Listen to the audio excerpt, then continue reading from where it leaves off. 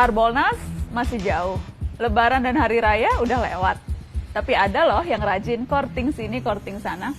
Bukan di mall atau marketplace. Obral courting ini sedang terjadi di pengadilan kita. Sekali lagi, pesta courting terjadi di Pengadilan Tinggi Jakarta. Masih ingat kan mereka memotong hukuman untuk Jaksa Pinangki Sirna Malasari? Sekarang mereka mengurangi hukuman untuk Joko Chandra. Terdakwa kasus penyuapan sederet pejabat di Kejaksaan Agung dan Kepolisian ini dapat potongan hukuman sebanyak 1 tahun penjara. Awalnya dihukum 4 tahun 6 bulan, sekarang jadi 3 tahun 6 bulan. Ya lumayan lah, 30% lebih diskonnya. Kalau kita lagi belanja, diskon 30% itu kan lumayan bisa bikin hilaf kan? Courtingan hukuman untuk Joko Chandra kali ini dengan alasan karena Joko sudah menjalani pidana penjara terkait kasus sebelumnya, pengalihan utang atau sesi Bank Bali di tahun 2009. Alasan lain, Joko juga sudah menyerahkan dana yang ada dalam escrow account Bank Bali sebesar 546 miliar rupiah. Duh, gimana sih? Fakta bahwa yang bersangkutan pernah terbukti bersalah melanggar hukum, kok jadi alasan hukuman berikutnya jadi lebih ringan? Orang yang pernah melanggar hukum ketika mengulangi lagi perbuatannya, mestinya dihukum lebih keras lagi dong. Apalagi kejahatan yang kedua ini untuk kabur dari hukuman kejahatan pertama. Jelas-jelas kejahatan kedua dilakukan untuk melecehkan hukum dan pengadilan. Kok malah jadi alasan untuk diberi keringanan? 4 dari 5 hakim yang mengkorting hukuman Joko Chandra ini juga hakim yang memotong hukuman Jaksa Pinangki. Ladies and gentlemen, please welcome Muhammad Yusuf sebagai Hakim Ketua, Haryono, Singgih Budi Prakoso, dan Reni Halid sebagai Hakim Anggota. Keempatnya sama-sama mengkorting hukuman Pinangki dan Joko Chandra. Nah, kalau Joko Chandra dikorting 30%, Pinangki ini kortingannya malah 60%. Dari 10 tahun menjadi 4 tahun. 60% dong. Kurang hilaf apa lagi coba kalau kita belanja diskonnya segitu. Satu hal lagi juga terungkap. Pinangki hingga akhir Juli ternyata belum juga dipindah ke lapas, tapi masih ditahan di rutan Kejaksaan Agung. Alasannya, hanya soal administrasi dan kejaksaan sedang banyak pekerjaan. Tenaga harus dijaga karena masih pandemi. Jangan lupa, ada lagi yang barusan terima kemurahan hati juga.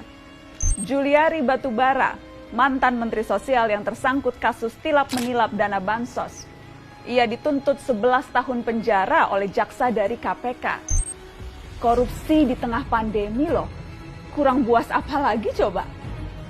Perlu digarisbawahi, jaksa yang menuntut 11 tahun itu dari KPK. Iya, KPK, anak buahnya Pak Firly Bahuri. KPK yang sekarang itu, yang beberapa bulan lalu berani koar-koar soal hukuman mati mereka yang menilap uang rakyat di masa pandemi. Penegakan hukum ini soal bobot, soal ukuran, juga soal kepantasan. Yang pegang kendali memang hanya beberapa, tapi kita bisa menilai seberapa impas dan pantas. Akil Mohtar, Ketua Mahkamah Konstitusi yang tersangkut suap pemilu kada, bisa dituntut seumur hidup. Kenapa yang mencatut uang makannya rakyat miskin yang sedang terjepit karena pandemi, kok hanya 11 tahun? Repot ini, repot. Tujuan sanksi yang berat adalah memberi efek jerak, agar kita semua siapapun itu ngeri dengan hukumannya, agar siapapun jadi berpikir ratusan kali sebelum berbuat jahat. Kalau hukumannya ringan, tuntutannya enteng, dan masih dikorting sampai 60% begitu, siapa yang kapok?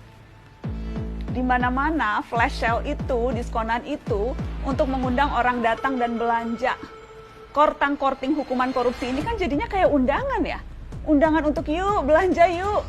Tapi belanjanya pakai uang rakyat, uang kita-kita juga. Kita lagi yang nombok. Rakyat lagi yang harus urunan lewat pajak, urunan subsidi. Dan ini beneran loh.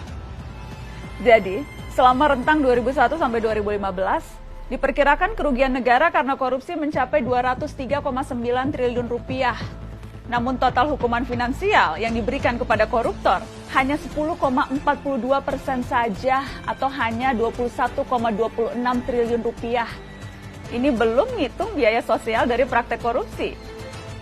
Kalau pakai hitungan ICW itu, 203,9 triliun dikurangi 21,26 triliun, negara masih nombok sekitar 182 triliun lebih. Siapa yang nombokin selisihnya? Ya siapa lagi selain kamu, saya, kita semua para pembayar pajak. Yang harus kapok kan para koruptor ya. Kok malah lama-lama kayak kita yang kapok ya?